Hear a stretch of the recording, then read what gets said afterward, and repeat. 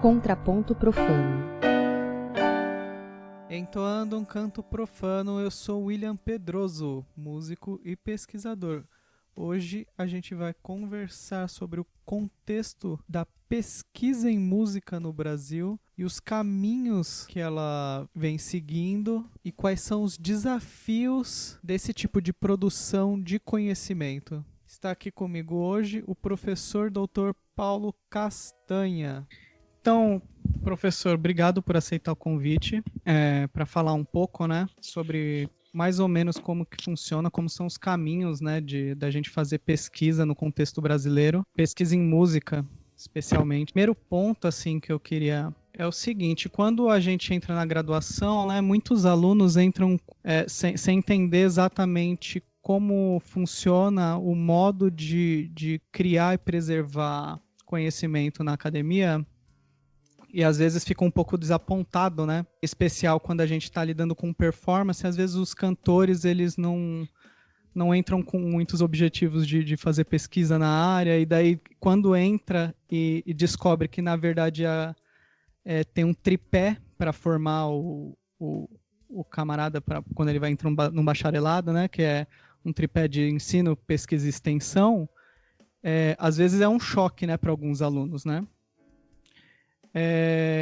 Como que o senhor vê isso na graduação, com o pessoal do bacharelado e da licenciatura também? Bom, essa é uma questão complexa, não é uma questão muito simples. Eu vou tentar fazer uma explicação histórica rápida, né? Até as décadas de 50, 60 do século XX, a música era principalmente estudada em conservatórios.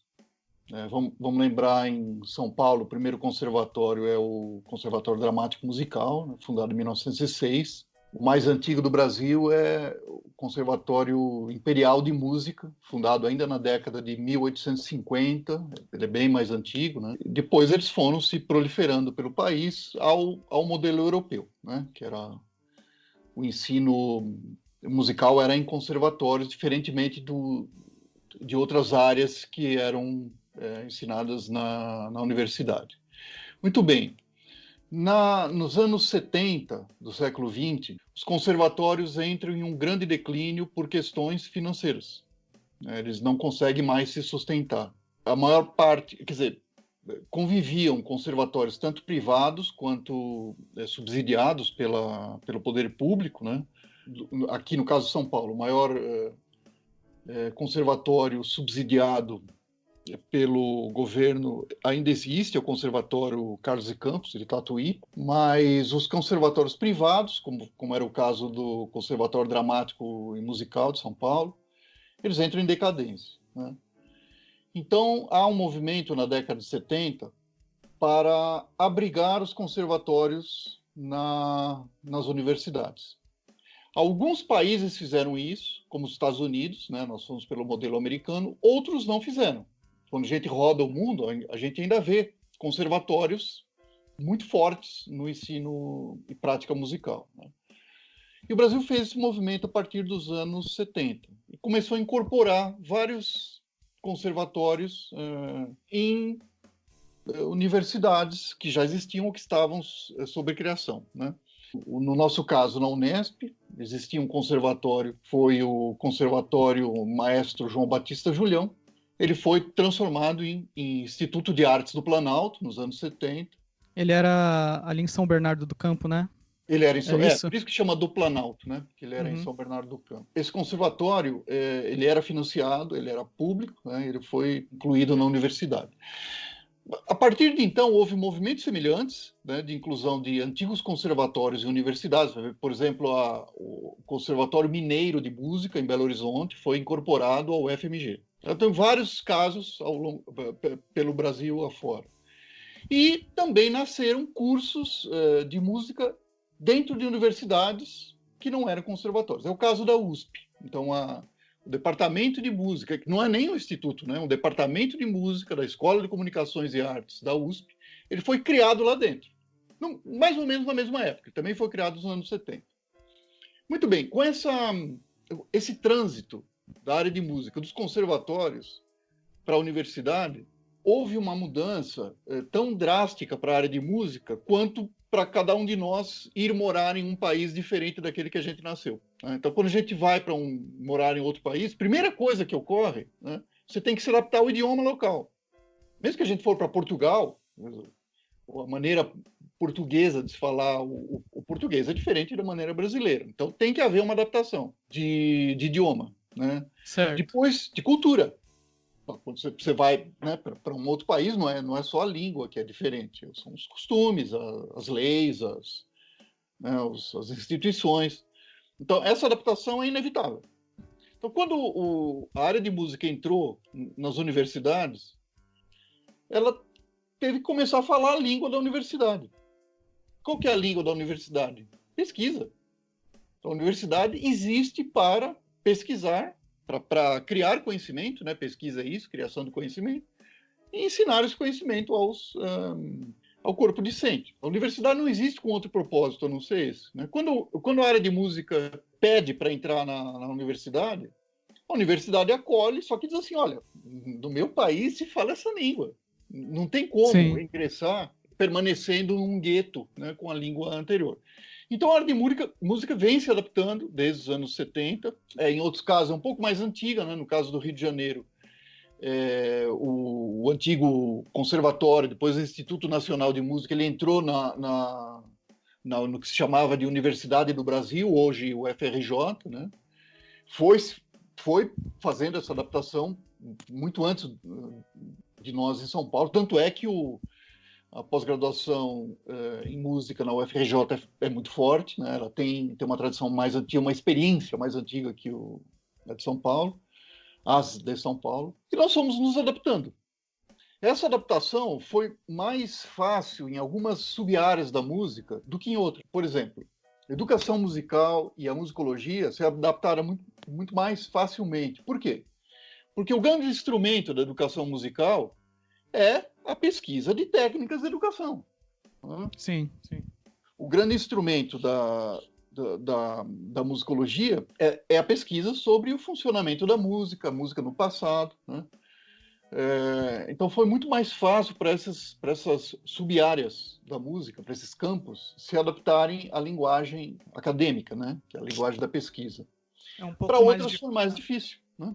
Que é a composição, a performance. Uhum. Então, muitas vezes os alunos eles imaginam que a música sempre esteve no meio acadêmico e acham que o problema é deles, que eles que não conseguem. Não, isso não é um problema exclusivamente do aluno que não consegue se enquadrar, né, na linguagem acadêmica. Isso é um problema da nossa área. Nós estamos há muito pouco tempo nesse campo para ter desenvolvido uma experiência sólida, né? Além disso, vamos considerar, eu vou falar do ponto de vista da Unesp, porque é a minha instituição, você participou da Unesp. Sim. Né? A pós-graduação da Unesp, ela surgiu em 2003, portanto ela tem 17 anos só. Então, mesmo que a gente esteja falando dos anos 70 como o início do Instituto de Artes, né?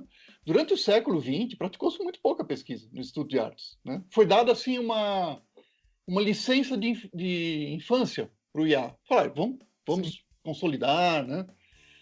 Bom, eu não sou tão velho assim, né? Eu entrei como professor no Instituto de Artes em 94, mas já frequentava o Instituto em eventos, né? Eu tinha colegas como alunos do IA desde 1987, lá no Ipiranga.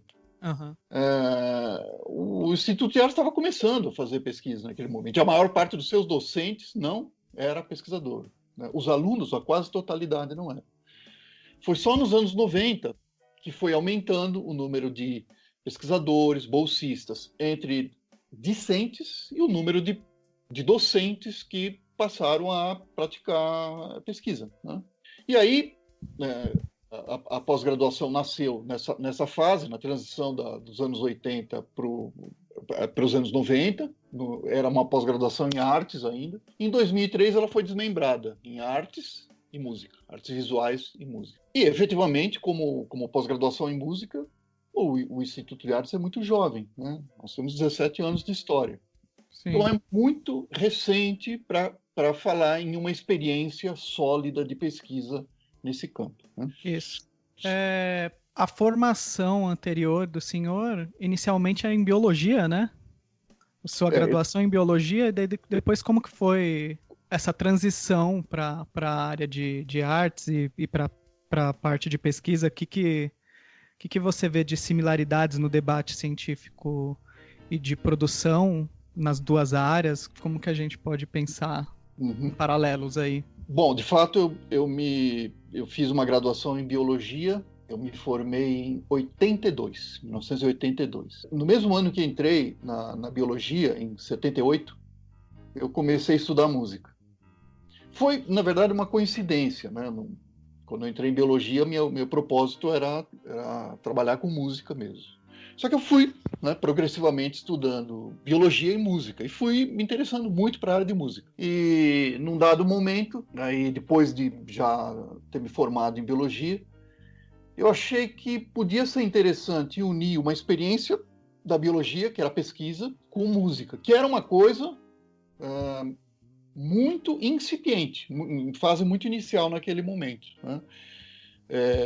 Mesmo se a gente for verificar o que estava ocorrendo na USP, na Unesp, nesse momento, tinha muito pouca gente pesquisando, né? Muito pouca gente mesmo. Embrionário, né? Era muito embrionário ainda. E eu resolvi fazer essa experiência, porque eu já lia sobre música, eu já tinha interesses de pesquisa, né? E aí deixa eu fazer essa comparação, né? Em um campo como biologia, assim como ocorre como física, química, e outros campos mais antigos, né? Biologia é um campo muito antigo, uma ciência que vem do século XIX, ainda chamava ciências naturais, né? No século XIX, mas no século XX ela é muito mais antiga do que música no meio acadêmico, né? na universidade. Já na década de 30, né? A USP é fundada, já passa a existir um curso de biologia, né? Então é muito antigo mesmo. Bom, pesquisa em biologia, assim como em química, física e outras áreas, ela é cotidiana, né? A gente, inclusive, gastava muito pouco tempo em biologia discutindo o que era pesquisa. Nós tivemos um curso básico que era... eu não me lembro o nome agora, faz muito tempo, né? Mas era sobre normas de pesquisa. Era basicamente referência bibliográfica. Inclusive, quem dava esse curso era uma bibliotecária. Também não me lembro o nome, ela é excelente, foi o primeiro contato que eu tive com isso, né? Mas era basicamente normas de referência, normas de citação bibliográfica, ABNT, basicamente foi isso que a gente cursou naquela disciplina. Porque no restante, toda aula, sem exceção, toda, né? E o curso de biologia, ele era integral, era manhã e tarde. A gente tinha aulas teóricas de manhã, e as mesmas aulas práticas de manhã. Então, por exemplo, de manhã tinha uma aula de zoologia, eram sempre aulas de 4 horas, sempre. De tarde tinha 4 horas, de manhã era uma aula teórica de zoologia, de tarde era uma aula prática de zoologia sobre o tema visto de manhã. Então, digamos que a aula de manhã fosse sobre peixes, né? Então, era uma série de filmes e falas do professor, e de tarde a gente ia para o laboratório, e a gente dissecava peixes, olhava escamas no microscópio e tal. Enfim, todas as aulas, sem exceção do primeiro ao último dia da biologia, envolvia pesquisa. Então, o professor, quando estava falando, ele discorria sobre as pesquisas que ele fez. E quando ele pedia trabalhos para a gente tinha que pesquisar, né? Então é tudo muito emaranhado, né? Que às vezes... Não me lembro de nenhuma discussão em biologia sobre o que é pesquisa. Porque a gente praticava pesquisa, né? Ao mesmo tempo que a gente não discute na área de música o que é música. Sim. Essa discussão é quase que inútil, né? Vamos discutir o que é e o que não é música. Simplesmente as pessoas entram na faculdade fazendo música, né? E aí, quando eu fiz essa mudança, né? Eu entrei na graduação em música da ECA em 84.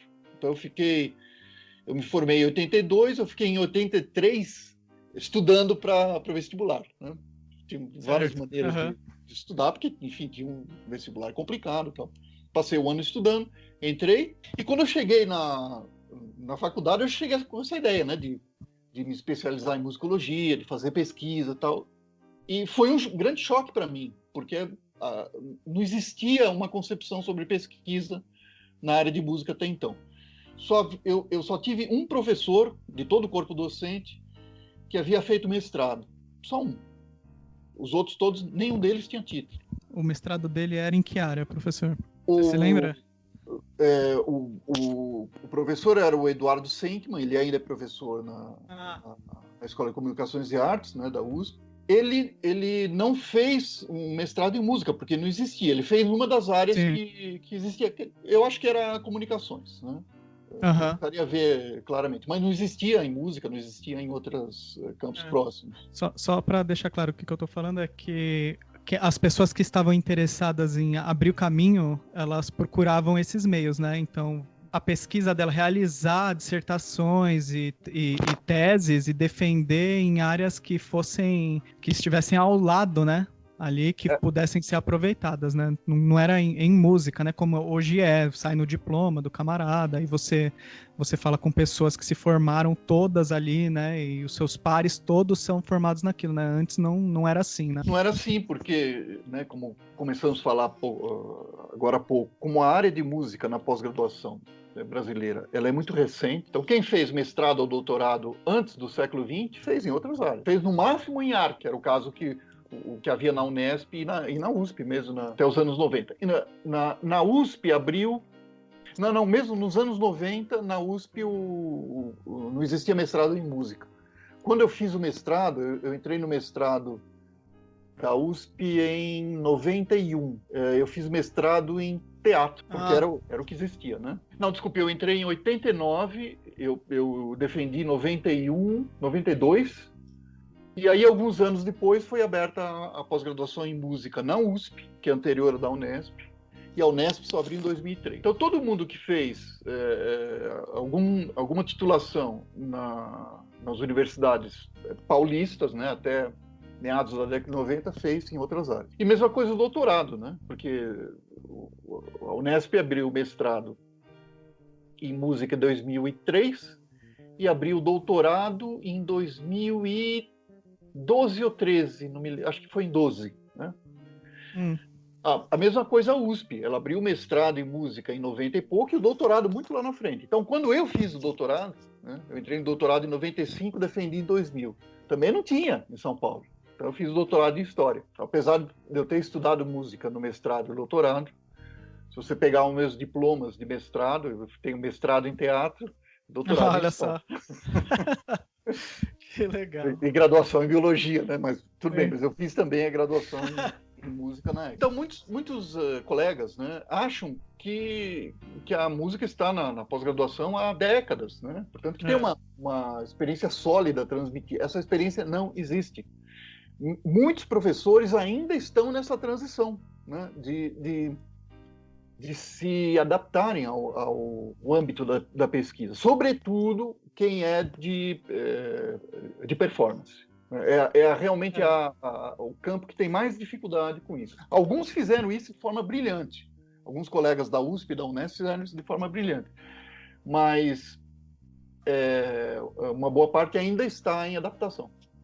Sim, porque alguns colegas, como o trabalho de alguns é muito laboratorial no sentido de construir performance, né, ou construir composição, às vezes o modo que ele chegou naquela performance não pode ser aproveitado num paper e tal, mas às vezes já era um disco, né?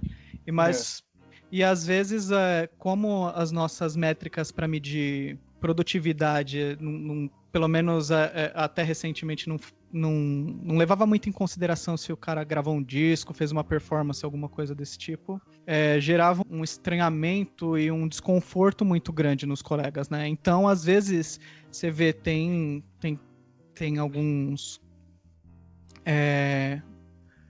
performers aí que o cara leva 1 ano, 2 anos se dedicando num determinado repertório para fazer uma série de concertos ou um disco, qualquer coisa assim, e às vezes isso não é enxergado como pesquisa, né? E nem sei se deveria ser, isso faz parte dos debates, né? Mas eu vejo que tem tido alguns esforços para viabilizar isso de maneira que seja inteligente dentro e que funcione dentro da comunidade, né? Então, por exemplo, colegas que conseguem cruzar vocações, assim, de musicologia e performance, né? Musicologia histórica e performance. Então, o cara consegue publicar um livro, consegue publicar e defender uma tese, e dessa tese, como ele também tem, de repente, habilidade pianística, por exemplo, ele grava um CD em cima daquilo. Às vezes o objetivo era a performance, né? Mas daí essa performance fica super aprofundada por causa da pesquisa dele, né? Mas só voltando um pouquinho naquele ponto, eu acho que, às vezes, quando a gente entra na graduação, às vezes a gente não entende várias coisas, de para que algumas coisas estão sendo ensinadas. Então, entra um cantor, um regente, numa aula de método de pesquisa e ele não se sente contemplado artisticamente, não vê onde vai ter vazão daquilo, né?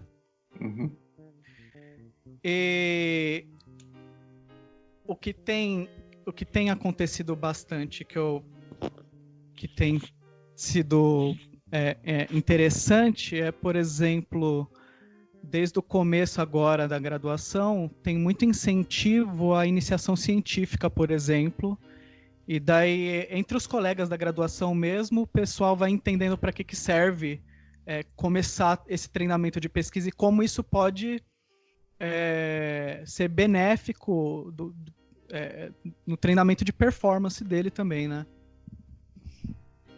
Sim, a iniciação científica, ela não é só na área de música, não. Ela acelerou o desenvolvimento da pesquisa no corpo discente, né, dos alunos, em todas as áreas.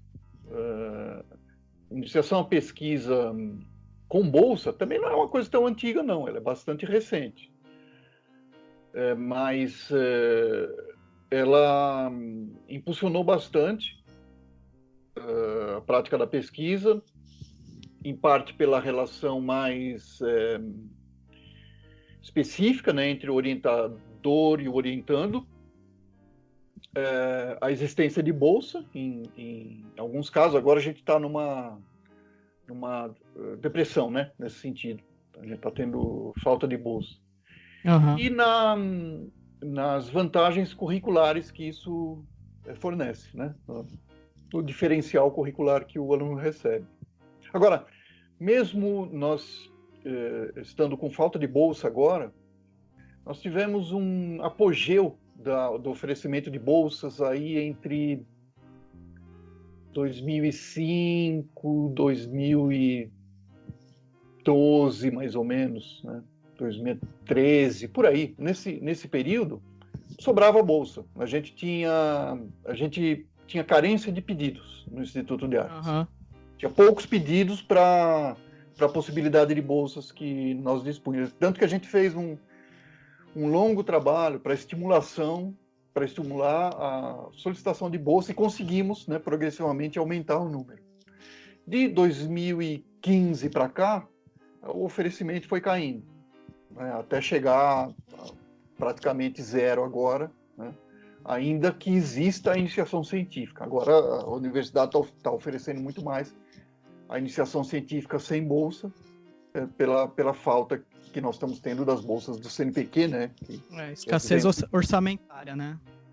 Uma questão orçamentária, não universitária, não acadêmica. A iniciação científica continua existindo, né? O que está faltando neste momento é bolsa. Mas, como eu te falei, as bolsas sobravam há um tempo atrás, ou seja, era sinal de que a gente não tinha pesquisa em música ainda consolidada no campo discente, no corpo discente.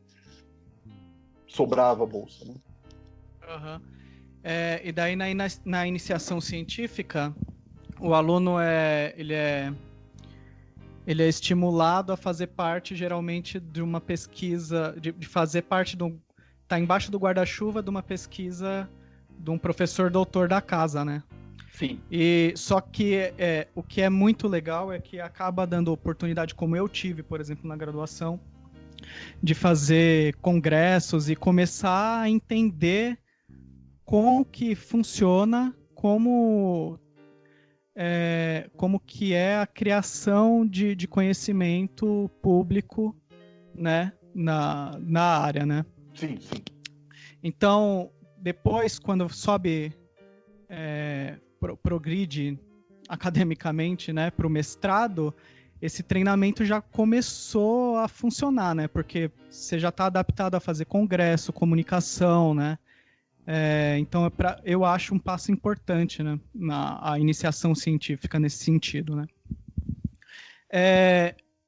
Desculpa, você ia falar, professor? Não. Pode continuar, você que manda aqui. Não, de jeito nenhum. Beleza. Então, tem uma coisa que eu acho que a gente já meio começou a falar, que eu acho interessante a gente entrar em como é produzido conhecimento de pesquisa e como a gente tem debatido o que é válido, o que não é, ou o que é proveitoso, o que não é nesse sentido, né? Então, por exemplo, eu não lembro de que pesquisador veio uma provocação uns anos atrás de que composição não é pesquisa em música, por exemplo, né?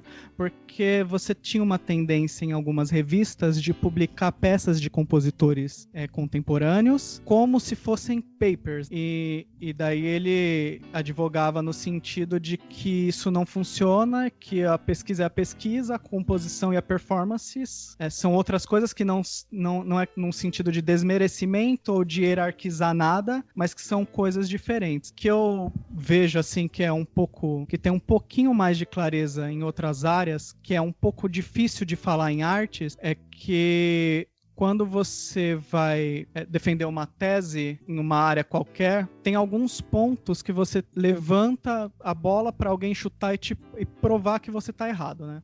É falso naquilo, né? Tem alguns pontos de falseabilidade dentro de hipótese científica, e a hipótese ela se fortalece com o passar do tempo quando as pessoas não conseguem desprovar ela, né? Só que num contexto de artes é um pouquinho mais complicado de você ter isso, né? De você passar por esse escrutínio público, porque eu não sei sempre se os colegas levantam pontos que sejam falseáveis ou até onde algumas vezes as publicações são imbatíveis, né? Você entende o que eu tô falando, professor? Uhum. Faz sentido? Faz, estou anotando aqui porque tem muitas coisas simultâneas. Olha, disso que você aborda, eu até já escrevi um artigo simples a respeito, chamado Propósitos da Pesquisa em Música, está online. Uhum. E lá eu discuto o seguinte, tem muitas coisas que são pesquisa, mas nem todas as coisas que são pesquisa acadêmica. Então, é preciso distinguir o que é pesquisa no sentido genérico, né, do que é pesquisa acadêmica. Então, eu dou uma série de exemplos cotidianos. Quando você está procurando uma pessoa, você quer fazer contato com uma pessoa que você não está contatado ainda, né? Então, você vai no Facebook ou no Google e faz uma pesquisa para descobrir o nome dele. Isso é uma pesquisa ou não é? Claro que é. Isso é uma pesquisa. Não está escrito lá, search. O que é? Research é pesquisar, né? To research. Nós fazemos pesquisas cotidianamente. A gente faz buscas. Você faz busca de palavra num texto. Você procura uma receita que você gosta num livro de receitas ou na internet. A gente faz pesquisa todo dia. A prática artística, ela contém pesquisa em si? Sim, ela contém pesquisa. Ora, é impossível você pintar um quadro ou fazer uma composição sem pesquisar. Sim. Então, existe um âmbito de pesquisa inerente ao fazer musical, em que você vai procurar materializar sons ou formas ou cores que não estavam ainda materializados, né? Se o que você vai fazer já estava pronto, então nem há razão de fazer. Então você procura coisas fazendo conexões, criando novos sons, criando novas combinações. Isso é uma pesquisa. ela é uma pesquisa diferente de você procurar uma palavra no dicionário ou o nome de uma pessoa no Facebook, né? Sim. Mas, como todo âmbito, cada um deles ele tem um tipo de pesquisa diferente que a gente faz. O fato é que desde que a gente nasce, em quaisquer ações que nós temos, o ser humano é um pesquisador. Ele procura conhecer coisas, né? Então, a criança, quando nasce, ela procura tentar entender o mundo de diversas formas. Isso é uma forma de pesquisa, de conhecer. Muito bem, a pesquisa acadêmica, que é a pesquisa, que é aquilo que eu chamei de a linguagem, né, da universidade, ele é um tipo específico de pesquisa, que é o que a gente pode chamar de pesquisa pública. Ele é um tipo de pesquisa que ele é inserido em uma rede pública de pesquisa, então ele é uma pesquisa compartilhada, é diferente daquela pesquisa que a gente faz só para satisfazer questões internas minhas, né?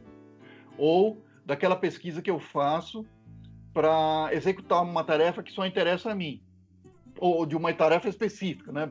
No caso, compor uma obra ou cantar ou tocar uma obra. Tem que se fazer pesquisa nesse caso, né? Você tem que pesquisar no instrumento qual é a melhor digitação ou qual é o melhor toque para melhor interpretar a obra. Isso é uma pesquisa. Mas a pesquisa acadêmica, ela é, em primeiro lugar, pública. Ou seja, ela tem que abrir os seus parâmetros de pesquisa com todos aqueles que participam da pesquisa publicamente, em rede, né? Ela é uma pesquisa em rede, aberta. Quando a gente diz publicar uma pesquisa, é simplesmente abrir aos outros que estão fazendo, né? Transparecer o que você fez naquilo, todos os caminhos que te levaram àquelas conclusões, né? Não é só a conclusão, né? Não é só o produto final, né?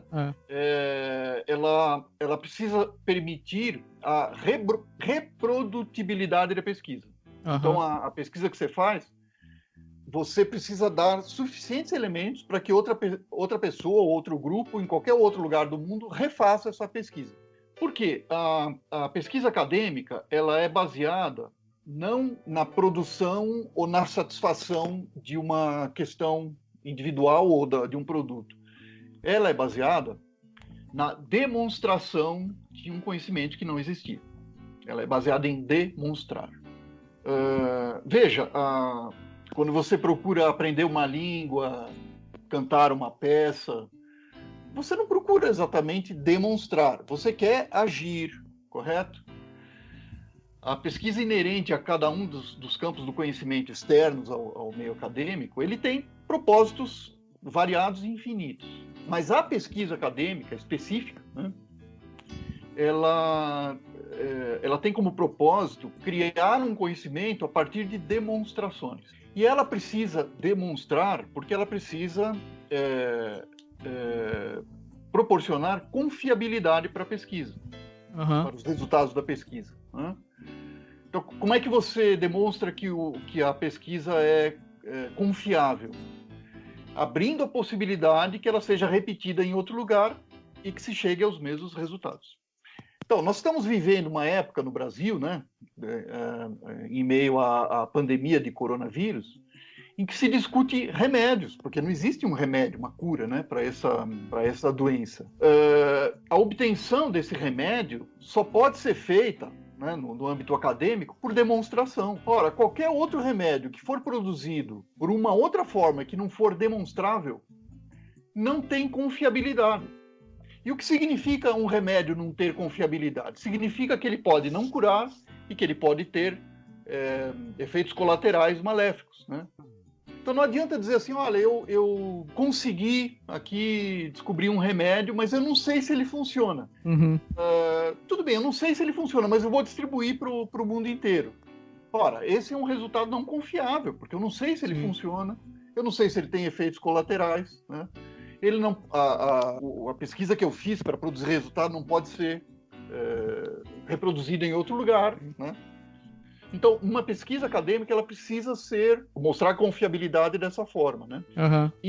Essa demonstração ela é feita expondo os dados que você obteve expondo os pensadores que você usa, apresentando as referências bibliográficas claras daquilo que você consultou, daquilo que você leu, discutindo, argumentando e demonstrando efetivamente o conhecimento que você quer chegar. Seja esse conhecimento, o conhecimento de obras do passado, ou do funcionamento de uma composição, ou de melhores técnicas para o ensino, tudo isso tem que ser demonstrável. Então, pesquisa acadêmica, pesquisa científica, é baseado em demonstração. Ela não é baseada em discurso, ela não é baseada em beleza, né? E essa é a grande dificuldade que a gente tem na área de música, porque fazer música é um propósito estético, né? É uma proposição artística. Então, a lógica da música é fazer uma música que seja bela ou que tenha algum tipo de atração ao público que a recebe, que a consuma, né? Ou ser bonita, ou ser... ou mover o corpo, ou ser atrativo, ser interessante de alguma forma. Apelo estético para algum grupo, né? Apelo estético ou mobilizador, né? Tem uma parte da produção musical que não pode ser qualificada exatamente como beleza, né? Mas ela tem que ter algum interesse para quem recebe. Senão, quem recebe não vai consumir, né? Não vai usar. A lógica da pesquisa científica é completamente diferente. Ela não precisa ser bonita, ela não precisa suscitar o interesse de quem a leia, né? É difícil explicar isso, né? Porque, veja, a pessoa que inventou a aspirina, texto em que ela demonstra a eficácia da aspirina e como produzi-la, não precisa ser um texto interessante. Não precisa ser um texto bonito, não precisa atrair. Aliás, quem é que já leu isso? Né? Somente as pessoas que produzem, né? Ela precisa demonstrar que a aspirina funciona e é confiável, só isso. Sim, a área de matemática tem paper de 1, 2 páginas e acabou. Demonstrou, acabou. E eu acho que é complicado, mexe um pouquinho com uma parte de ego às vezes, porque quando você está sendo competente fazendo música, você quer realmente agradar um determinado número e um determinado tipo de pessoa, seja lá qual for o seu público-alvo, né? E às vezes quando você está fazendo pesquisa, às vezes a gente acaba caindo em meio artístico justamente nessa tentação de repetir coisas que a gente faz no meio artístico performático, né? Não é bem o caminho, né? Pelo menos eu não vejo assim como caminho. Por isso eu tava falando a coisa... agora eu vou abrir, né? Que eu concordo com aquela afirmação anterior daquele paper que eu citei, de que composição não é pesquisa necessariamente, né? Não é, e daí é o que o senhor vem falando, né? Tem toda uma parte de pesquisa de pessoalidade ali, mas que nem sempre vai atingir a parte de forçar o conhecimento acadêmico, que é o objetivo da pesquisa na universidade, muitas vezes, né? Muitas vezes não, todas as vezes, né? A composição em si, ela não é uma pesquisa acadêmica, mas ela tem pesquisa na sua formação, né? Então, do meu ponto de vista, eu nunca diria que uma composição não envolve pesquisa. Ela envolve sim. Sim. Ela envolve muita pesquisa. Agora, como produto, ela é um produto artístico e não um produto acadêmico. Exato. Tanto é que se fazia música muito antes da existência das universidades. Então, se ela fosse uma coisa dependente, isso não seria fácil. E o contrário também é verdadeiro. Todas as coisas que se passaram a produzir depois da criação das universidades, né, foguetes, esse tipo de coisa, não existiam antes delas, né? Foram elas que propiciaram o conhecimento científico para tanto. Pode ter alguma coisa de produto, de pesquisa do momento e que funcione, assim, por exemplo, sei lá, se pegar o cravo bem temperado lá, do Bach, né? Que são aquelas peças para mostrar as tonalidades, né? Com a finalidade de demonstrar a eficácia do sistema temperado. Mesmo assim, eu acho difícil de parear junto ao que é pesquisa acadêmica, né? Mesmo que aquele produto ali, ele funciona, né? Ou você pega a oferenda musical, que é um tipo de desafio e de demonstração de como funciona a técnica do contraponto. É um pouquinho parecido com o que é uma prova de funcionamento de sistema, sim, mas não é... É um tipo de, justamente, produto do conhecimento e não o tipo de pesquisa acadêmica em si, né? Então, sei lá, o remédio é um produto de todo um estudo da área de biologia, qualquer remédio, né? Mas não é a ciência em si, né? Então, a peça, ela vem de toda uma pesquisa, um repertório, etc., mas ela não é pesquisa da área em si, né? Positivo, exatamente isso. As obras em si, elas são produtos artísticos, mas elas não são em si a pesquisa relacionada ao campo. Também é um pouco difícil a gente fazer associações, analogias diretas. Claro. Porque todas as artes, elas têm um funcionamento próprio que não se encaixa no funcionamento do pensamento acadêmico. Então, não dá para dizer tema é a hipótese, o desenvolvimento da sonata é a arguição. Não dá para fazer essa correspondência porque são linguagens completamente diferentes. Seria como se a gente pegasse idiomas diferentes, fosse comparar os fonemas, né, de um com o outro. Tem línguas que têm fonemas, sons, né, que só existem em uma língua, ou então que não existem em outro, né? A gente quando vai falar inglês, já tem uma série de dificuldades em português, porque eles têm o TH e outros sons que nós não produzimos. Em espanhol, né, o J, tudo, também nós não produzimos, e vice-versa. Nós temos o ão, né, que quase em lugar nenhum do mundo existe. Então, não tem como fazer essa comparação de forma clara, porque o pensamento de compor, para compor uma obra, e o produto final, ele não é comparável a nenhuma etapa do pensamento científico tal como esperado no meio acadêmico. É justamente por isso que depois que a gente teve a expansão da pesquisa na área de música, a partir do final dos anos 90, né? Praticamente a gente pode dizer que a pesquisa em música ela se expande no Brasil agora no século XXI, na entrada, né, 2000 e pouco, que aí abre um monte de programas de pós-graduação em música pelo Brasil afora, né? Incluindo privados, né? Escolas privadas. Essa experiência trouxe uma percepção de que existem atividades em música que não se enquadram perfeitamente no pensamento científico. Algumas sim, né, como educação musical, musicologia, teoria musical, algumas sim, mas outras não, como performance, composição, né, por exemplo, são as mais evidentes. Então, se começou uma discussão na busca de soluções, começaram a aparecer algumas soluções agora cerca de 5, 6 anos atrás, né? E uma delas está sendo adotada de forma muito promissora, que é o chamado mestrado profissional. Olha, nós já temos experiência de mestrado profissional, experiência com frutos positivos na UFRJ, né? Que é como eu disse anteriormente, é um programa com muita experiência, porque ele é muito mais antigo que o nosso. Ele foi o primeiro mestrado profissional, né? Salvo engano. Eu creio que sim, né? Outro é o da UFBA, na Bahia. Esses programas, eles têm, diferentemente dos mestrados acadêmicos, que é o da Unesp ou da USP, o resultado final não é expresso em uma dissertação ou tese. Ele é expresso em um produto artístico. Então, cada curso está especificando qual é esse produto, né?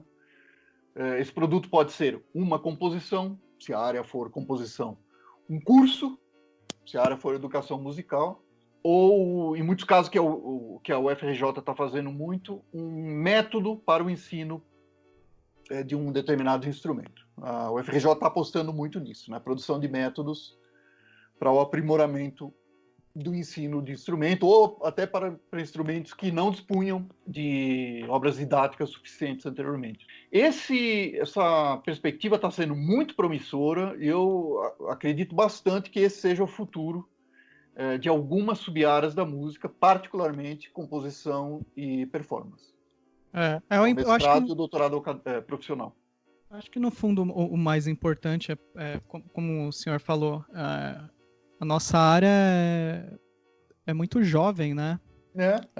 É muito jovem. E mesmo até na área da performance o pessoal toca contrabaixo, acho o contrabaixo um instrumento jovem. Um instrumento com mais de 300 anos, 200 e poucos só de orquestra. Né? E daí o pessoal acha, um instrumento novo, tem pouco repertório, comparado com outros instrumentos, tem pouco repertório mesmo. E daí você imagina uns cursos de 17 anos de idade, como na Unesp, né? Então esse debate, essa bateção de cabeça é importante, né? Até achar os lugares com clareza do que cada um pode produzir e contribuir de fato, né? Eu só fico um pouco apreensivo, acho que todos estão apreensivos nesse momento no Brasil, né? Porque a gente já tinha uma percepção social de hierarquização de de que tipo de pesquisa é importante ou não, e era um debate público que sempre existiu, né? Então, você, por exemplo, dentro de biologia, como a gente falou algumas vezes, a pesquisa mais importante seria conseguir determinados remédios, vacinas, etc.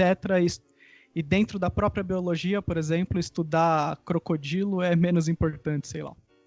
E daí, às vezes acontece justamente essa escada, que pode não ser uma escada verdadeira, assim, mas quando o recurso está vindo do Estado, né?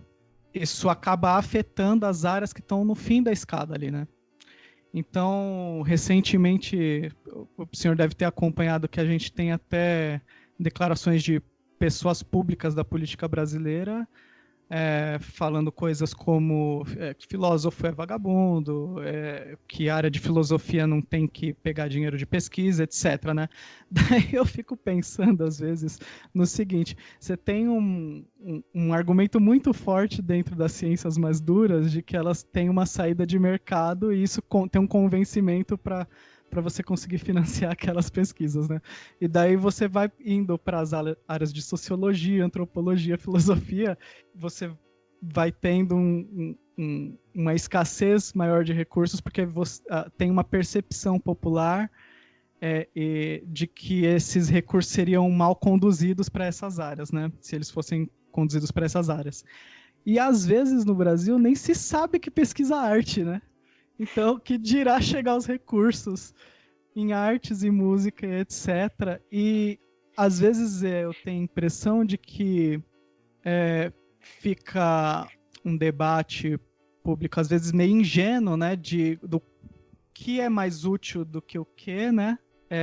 Sendo que, às vezes, a gente não sabe bem de onde vai vir a resposta para a tecnologia que alguma pessoa tem pretensão de conseguir, etc., né? Então, o que eu queria saber é como você tem percepção nos próximos anos nesse cenário assim que a gente está com dificuldades de manter o ritmo de pesquisa que vinha sendo feito na área de música, com essa escassez e com essa dificuldade pública de se colocar como contribuintes dentro do debate e da produção de conhecimento da sociedade. Qual que é a sua percepção disso para o futuro? Qual que é a sua perspectiva daqui no futuro próximo? Bom, é importantíssima essa questão. Isso é um tema que a gente deveria conversar cotidianamente nas aulas, né? O que vai acontecer no futuro, eu não sei, ninguém sabe, né? Ninguém tem bola de cristal. A única coisa que a gente pode perceber quais são as tendências que a gente observa agora, para onde as coisas estão apontadas. Então, eu queria comentar da seguinte forma: nessa escassez de bolsas, nessa escassez de recursos, tem duas grandes, para a área de música, né, de arte, tem duas grandes questões. Uma que eu vou chamar de real e outra de ideológica. A real é o seguinte: quando falta dinheiro para todos, então os administradores elegem prioridades. Exemplo, se o seu salário diminui de R$1.000 para 100, você vai eleger prioridades para o que você vai comprar e deixar de comprar. Sim. Então, se você comprava um determinado alimento que era gostoso, mais caro, já não tem mais. Uhum. Então, essa questão real, ela ela é importante, ela não é única, né? Sim, a filtragem é legítima, né?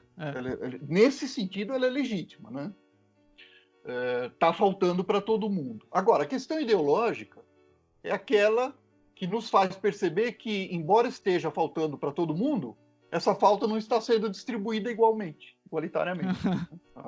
Então, eu que sempre faço pedidos de bolsas ou financiamentos à FAPESP, ao CNPq e a outros organismos, eu estou percebendo que eles estão condicionando a aprovação a questões que não são meramente orçamentárias, né? Então, os requisitos agora aumentaram muito, né? Eles estão exigindo uma série de experiências no exterior, uma série de comprovações que antes não eram exigidas para todos. Agora, uma coisa é a hierarquia que se estabelece, né, as prioridades que se estabelece frente à escassez como um todo, né? A outra é ideológica, que é justamente essa tendência que ela não é tão legítima quanto a questão real, né? Que é você eleger algumas áreas com as quais o administrador não tem interesse. Ou seja, o administrador estou falando aqui, todos aqueles que gerenciam as verbas públicas, né? Achar que áreas como artes, filosofia, sociologia, por exemplo, não são dignas de receber algum financiamento, assim como física, química, medicina, veterinária e outras. Isso é ideológico.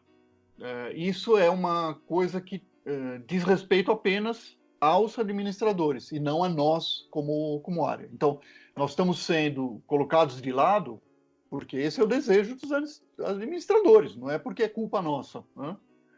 Agora, o que nós estamos vivenciando no Brasil nesse ano de 2020, mas já vem de algum tempo atrás, né? São as duas coisas simultaneamente. É falta de recursos associada a uma visão ideológica específica dos administradores. Agora, em defesa, lógico, eu quero defender a área de artes, assim como filosofia, sociologia, porque quando se diz que elas não têm importância porque elas não têm produtos reais, né? Eu diria que é justamente a falta da filosofia, da sociologia, das artes, nas escolas, né, nos programas populares, que produziu essa quantidade tão grande de péssimos políticos que nos administram. Se nós não tivéssemos perdido o ensino de filosofia no que era o primeiro grau nos anos 60, né, com a ditadura militar, antes se chamava primário, né? Primário, ginásio, né? Quando eu fiz chamava primário. Agora, primeiro básico, primeiro, segundo grau. Antes dos anos 60, uma das matérias comuns era filosofia. Todos no Brasil inteiro estudavam filosofia. Essa filosofia, música, artes, todas as escolas tinham. Desde o século XIX existia, né? Música, filosofia no currículo. Então, o governo militar retirou essas disciplinas justamente porque elas ensinam um pensamento crítico. E o resultado dessa falta de um estudo que desenvolva o pensamento, né, está se revelando agora, né? Uma população que não sabe discernir o certo do errado, o verdadeiro do falso, né? Do fake, notícia verdadeira da notícia falsa. E a eleição de políticos que nunca tiveram interesse público, que não sabem pensar, que nunca leram nada na vida, né? Então, esse é o resultado de você colocar um país depois de 40, 50 anos sem estudo de filosofia, sociologia e outras disciplinas, né? E a arte está aí no meio, porque a arte produz uma experiência estética, uma experiência muito sofisticada, que ela se traduz no âmbito crítico. Quer dizer, quem pratica música, quem pratica artes visuais, arquitetura, ele sabe fazer escolhas. O músico que não sabe fazer escolhas nunca será um músico, nem intérprete, nem nada. A gente tem que fazer centenas, talvez milhares de escolhas quando você toca uma música, né? Você tem que escolher qual dedo, qual nota, qual força, com qual velocidade, durante quanto tempo. Você faz escolhas milhares de escolhas. Talvez a gente tenha que fazer dezenas de escolhas por segundo, né? Então, a música desenvolve o poder da escolha, o poder da opção.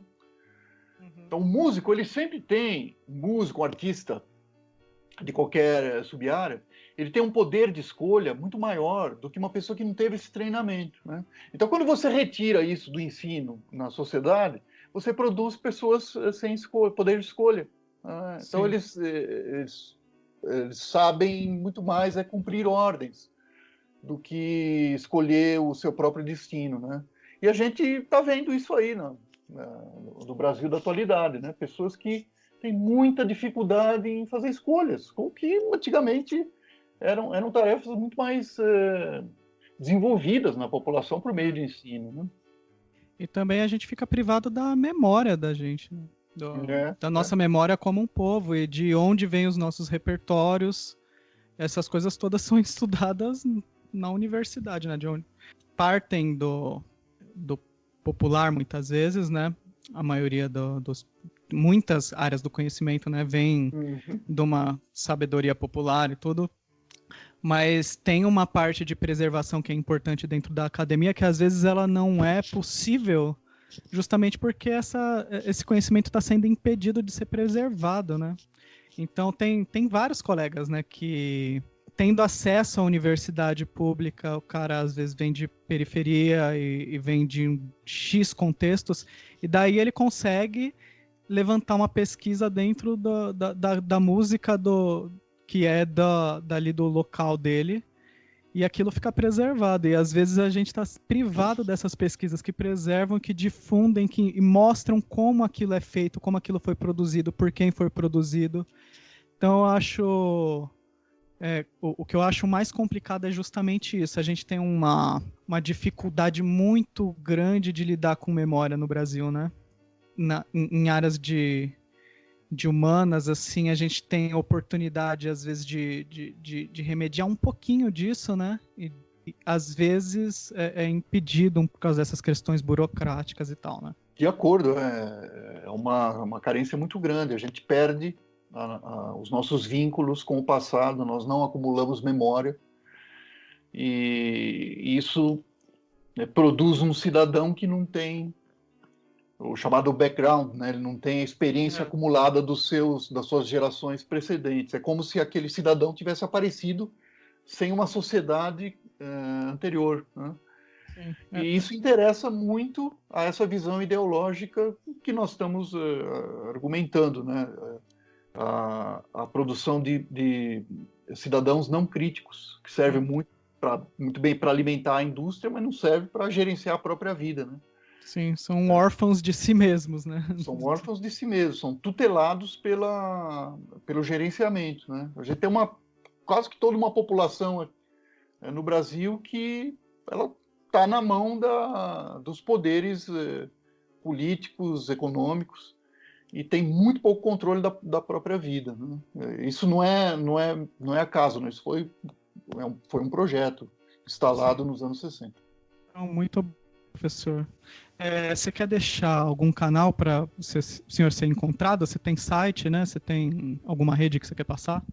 Tem um blog que é paulocastanha.com, sendo que o Castanha é Castagna, né? paulocastagna.com, e lá tem contato, tem minha produção postada, e, enfim, por lá já se... Também estou aí nas redes sociais, mas eu uso pouco. Eu estou em todas, Facebook, Twitter, tá, mas eu uso muito pouco. Só dar um toque para quem for ouvir, o professor Paulo, ele é muito produtivo, né? E daí tem muito material de artigo que dá para encontrar dele online, é fácil de achar, né? Só abrir o Lattes lá, você acha um monte de coisa. Inclusive esse artigo que o senhor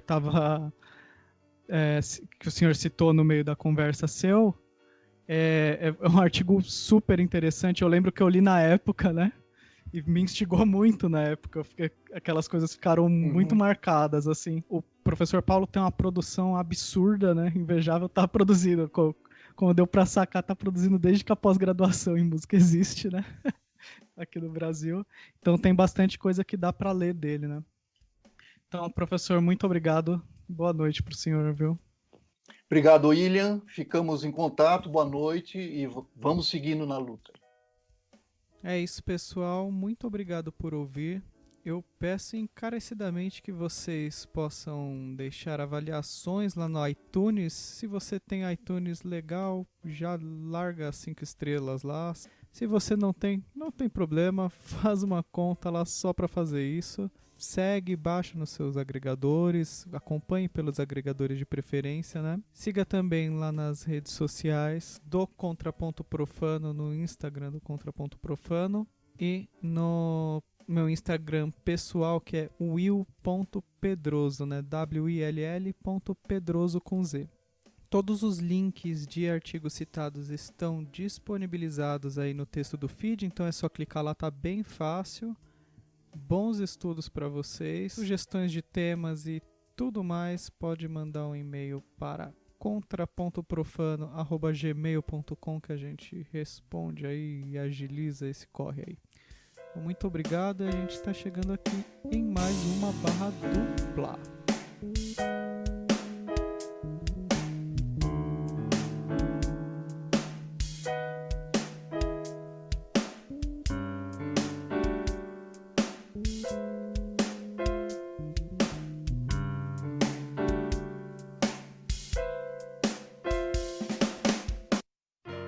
Você ouviu Contraponto Profano.